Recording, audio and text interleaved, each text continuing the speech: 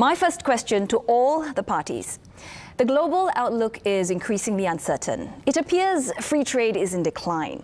How do you see this impacting Singapore? And how does your party propose to help Singaporeans deal with these challenges? Well, Mr. Lim, we begin with you, and your 1 minute starts now. Ms. Edwards, good evening, and thank you very much for the invitation tonight. It was not as if we were not given fair warning that free trade was on the decline. As early as 2022, the CEO of BlackRock already said that globalization was dead. So we were given plenty of warning. But it was a warning that was not heeded by the PAP, who kept talking about globalization. Now, what I propose to do and my party proposed to do in this time is this. Instead of globalization, we must go glocalization. So we must involve the region. We cannot carry on to the drumbeat of the Americans, which led globalization. We must start to cooperate with our regional partners like the Indonesians, the Thais, the Malaysians. But sadly, our foreign policy is out of sync, and we are out of lockstep with most of them. A classic example was what happened with Ukraine, when we followed. Your time is up, Mr. Lim. Next, Ms. Tan, your 1 minute starts now. PSP, we are aware and we do recognize the potential impact of the US tariffs on the Singapore's economy, but the exact impact is actually hard to predict. So from an economic perspective, this has shown us that Singapore cannot be overly dependent on MNCs, and we need to build up our local enterprises and innovation. At the same time, Singapore, we must maintain our trading relationships with various trading partners to hedge our risks in times of uncertainty. From a political perspective, challenges like this require what we would term as national unity through diversity, regardless of our political affiliations. We need a diversity of voices in Parliament, and like SM Lee once said himself, nobody has a monopoly on good ideas. So we need more contestation of ideas in Parliament, which cannot happen unless we have more opposition MPs who are voted into Parliament. Next, Mr. Philemon. Your 1 minute starts now. Thank you for the opportunity. It is indeed worrying that free trade is in decline because Singapore is our price takers. But what's more worrying for me is that are we reading the right signals? Because I remember the 2016 US elections. I think we pinned all our hopes on Hillary Clinton and her winning, and the hopes that we pinned on the TPP. We all know how that election went and how Trump won. And then the 2018 Malaysian election and how our former Prime Minister was eating durians with Najib, and we know how that election went. So I think we are reading the signals wrong, and that to me is very worrying. I think we need to get back on track and read the right signals and make sure that Singapore is well positioned for this change that is coming. Mr. Thng, your 1 minute starts now. Thank you. I think the first thing we need to think about is how to put a backstop on the impact that this retreat from trade wars is going to have on our nation. And the first thing we can look at is friendly nations that we know are still welcoming and eager to trade with us, to move into how we can deepen relationships with them. We are party to the CPTPP. We have our friends in ASEAN who we can think about how to work with them to deepen our connections with them so we can kind of lighten the impact from the realignment. But of course, there will still be some impact on the Singaporean worker who might be dislocated because of this realignment. And for them, we want to ensure that that famed trampoline that President has talked about, where they can bounce back from this difficulty, is a real lived experience. And so we put forward ideas such as the redundancy insurance or mandatory retrenchment benefits to ensure that we are able to give these folks kind of a leg up and an ability to bounce back when they have to be dislocated as a result of this trade realignment. Next, Mr. Chee, your 4 minutes starts now. I think it is clear that we are entering into a more turbulent and uncertain environment. The international order is fundamentally changed, and we need to work together to move forward in this new world. Businesses, of course, are worried about tariffs, but I think what is even more troubling for them is the uncertainty. So they are unable to make investment decisions, hiring decisions, and this will then have an impact on the job market and on our workers. So as PM has said, Singaporeans need not fear. And this is because the PAP government has already started preparing, laying the foundations, preparing Singapore for this more volatile environment. Being well prepared is a hallmark of the PAP government. We rolled out a 143 billion budget this year, and part of it is to help Singaporeans to be able to cope with immediate concerns, help businesses to be able to cope with immediate concerns, but also a large part of it is to help our companies and our workers to stay competitive in this medium to longer term. Now, we have also got a task force that is set up and helmed by DPM Gan, and I'm part of this task force. And together with Minister Desmond Lee, we're going to look at how we can grow our economy, but in a different way. We have to look at reconfiguring our trade links, our supply chains, but importantly also to seek out new opportunities for our companies and our workers. The government will continue to monitor the developments closely because this is a very fluid situation, and we stand ready to do more if necessary. As in past crises, the PAP government will have your back. Rain or shine, we will walk this journey together with all Singaporeans. Now, the next thing is that Singapore benefits from a trusted brand name. We have a very strong international reputation. And this is also what the PAP government has built up since our independence together with all Singaporeans. We embrace an open economy. We stay connected with the world because we believe that is the best way to grow our economy.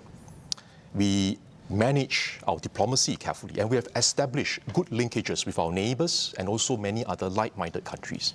Mr. Thng mentioned about CPTPP. That is actually one of the free trade agreements. We have 27 altogether. We have 4 digital economy agreements. And the CPTPP, actually, if you add up all the countries there, they constitute about 30% of global GDP. The US is not part of this, but the rest of the countries constitute 30% of the global GDP. So our ease of doing business, our stability, our ability to plan long-term, our strong tripartite partnership, all these are signature Singapore attributes that investors look for. And in this more uncertain and volatile environment, our trusted brand name actually has an even higher premium. Now, finally, unlike many other countries, we are tackling this crisis from a position of strength because we have the fiscal resources and, importantly, our reserves. Our reserves have been accumulated over generations. They give our people the confidence that when we promise to support Singaporeans, we have the resources to do it. Not just for now, but also into the future, for as long as it is needed. And this is yet another hallmark of the PAP government. We are well prepared, we save for a rainy day, and we resist the temptation to spend more from the reserves unless there's a critical need. Now, we can navigate these uncharted waters if we stay together. I think that's the key point. We have our strengths, as I mentioned earlier, and for 60 years, the PAP has served Singaporeans and steered Singapore through many crises, challenging times. We have the experience and know-how to chart a course through choppy waters and to tackle the challenges with real solutions. And we have been able to do this because Singaporeans place your trust and work with us, place your trust in us and work with us. And as we face these brewing storms ahead, we once again ask for your trust and support. Now, Professor Liao, your question for PAR, please. So, on the campaign trail, it has been suggested by your party that perhaps the impact of the Trump tariffs might have been exaggerated. In that respect, I was wondering if you can share some thoughts on how you reconcile that with the fact that Singapore is heavily reliant on global trade and the global economic system. Mr. Lim, your 1 minute starts now. Thank you, Professor. Professor, I would like to finish off my answer to Ms. Edwards' question earlier. What I want to do in this current state is to promote our SME and make sure that they can produce the goods that the world and the region wants. And we want a bank specially set up to finance the SMEs so that they can not only go global, they can go regional as well. Now, coming to the Trump tariffs, I see the Trump tariffs as primarily a tool to contain the rise of China. How it's going to end is beyond anyone's comprehension. We saw how Trump suspended tariffs for 90 days, all right? And I think at the end of the day, there could be a silver lining in the cloud because Singapore enjoys a lowest tariff. Many foreign companies are going to relocate to us.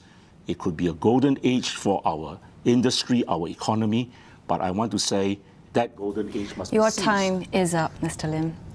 Professor, your question for PSP, please. So, given that there really is very little indication that the US and China, the competition between the two largest economies in the world, is slowing down or abating, how do you think Singaporeans should prepare for what looks like a long-drawn trade war between the two largest economies in the world? Ms. Tan, your 1 minute starts now. On a national level, we are of the view that we need to first take steps to diversify our economy, and that includes also strengthening our domestic capacities, and one way of which is by reducing the cost of doing business in Singapore. We have one proposal, which is for the issuance of national guidelines on rent increases for commercial properties, and we need to encourage domestic entrepreneurship and innovation, but to do that, Singaporeans must first feel financially safe to do so. And that is why PSP also has proposals to reduce the cost of living and the cost of housing, because we believe that when we relieve financial stress on Singaporeans, we will free them and give them the leeway to upskill, to reskill, and to take risks to be an entrepreneur. Moving on, Professor, your question for RDU, please. So I believe the RDU has made the case that Singapore needs to strengthen its domestic economic foundations as a means to deal with the exacerbating trade tensions. Do you have any thoughts about specific policies that should be embarked on by the government to do this? Mr. Philemon, your 1 minute starts now. Thank you. Mr. Chee earlier said that the PAP will always have your back. I think the specific policy starts from that, because I think many Singaporeans have this perception that their backs are not covered. So that one specific policy to put more money into the pockets of citizens is to cut GST from 9% to 7%. That will immediately put more money into the pockets of people, and people will feel more confident, they will consume more, and it's very different from the GST cashback scheme, because that comes once or 2 times a year, whereas you spend GST every day, and that's painful for many Singaporeans. So I think that's one policy proposal that we must emphasize, that we must go back to the 7% GST, we must roll back the 9% GST. Thank you. Professor Liao, your question for WP, please. So the WP, as I understand it, has emphasized that there would actually be strategic opportunities, and Singapore should be positioned to take advantage of those opportunities, even in light of the ongoing trade war. Can you share some thoughts on what some of these opportunities could be, and how Singapore can position itself precisely to take advantage of them? Thank Mr. you. Thng, Sorry. your 1 minute starts now. Thank you. Yeah, I'm happy to talk about 2 specific opportunities. I think the first is thinking about how we can look at industries where we may have become more price competitive as a consequence of the trade war. Right? We look at industries in Singapore, for example, the semiconductor industry, where there is a chance that because of how the relative tariffs have been placed upon other nations in the region, we could actually have an advantage in this scenario to actually capture more of the market. So it's about looking at these kind of industries and seeing how we can double down a little bit more to give it the room to grow. The second, I think we have a shared purpose here around the second one, which is how we grow local SMEs, how we help create more leaders of industry in our nation. And one of the big initiatives that we put forward is an Exim Bank, to allow these companies more access to capital, easier access to capital. So as they want to grow and move into other parts of the region or the world, they have an easy way to do so. We think that's going to help seize the opportunities. We think that's the way forward. Professor, one question for the PAP, please. If we have a meeting with Trump tomorrow, and setting aside the Zelensky experience, how would you go about pressing Singapore's case, Singapore's interests, beyond just telling Trump that actually Americans will suffer from the trade policies that he's embarking on? Mr. Chee, your 4 minutes starts now. Thank you. I think the first point I would convey to Mr. Trump is that between US and China, we would not want to choose sides, because the only side that we will choose is the side of Singapore and Singaporeans. We act in our national interest. We have strong ties with the US in defense, in security, and the US is also a large investor here in Singapore and in the region. China is one of our largest trading partners, so both are important to us. And for Singapore to survive, we must continue to maintain our relevance and our credibility with both countries, and in fact with the rest of the world. And because we have been consistent, we have been principled and reliable, they know that when Singapore takes a stand, it is not because we are doing it at the behest of somebody else, but because we have done our own calculation and we are acting in our long-term national interest. So that's the first point I will make to Mr. Trump. The second point is that we would like the US to remain engaged in Asia. As I mentioned, the US is a major investor. There are many US companies, including in semiconductor and many areas. And if you want to help our SMEs, actually having MNCs here, whether from US or from other developed countries, is actually helpful to our SMEs because it provides opportunities for our SMEs. We shouldn't see this as a zero-sum game. We can help both the SMEs and also the MNCs to grow, and then we help our workers to have better jobs. So the second point I'll make, Mr. Trump, is that the US should remain engaged in Asia, both for defense and security, but also in the area of the economic development and investments. MAGA should not stand for Make America Go Away. We want America to remain engaged. And the third point I will say to Mr. Trump is this, that Singapore may be small, but we are not without agency. We have options. And earlier we were discussing about how we seek out new options, new trading partners, new trade links. I think that is part of what we have to demonstrate, because as we know, Mr. Trump is a very tough negotiator. And if he knows that we have no other options, he will squeeze us hard. So the best way to negotiate with a tough negotiator is to demonstrate that we have options. We have like-minded partners that we can work with, and we can look at how we can continue to open up, forge new trade links. We can look at how we can speed up our enterprise and workforce transformation to help our companies become more productive, to help our workers become better skilled. And we can also look at how we can team up domestically between our tripartite partners, but also team up internationally with the region and with other like-minded partners. I would also like to make a point about the importance of unity domestically. Because for us to be able to deal with other countries with confidence and from a position of strength, Mr. Trump must know that when we negotiate with him, we have the support and backing of Singaporeans. If he thinks that domestically we are not united, that will be a point of weakness for Singapore. So if we want to be able to navigate in this more complex, uncertain world, and to be able to deal with tough negotiators like Mr. Trump, we have to demonstrate to them that Singapore, domestically, our people, we will support the policies, we will stay united. There's a lot of stability within our country. To take a united stand, we are one team Singapore.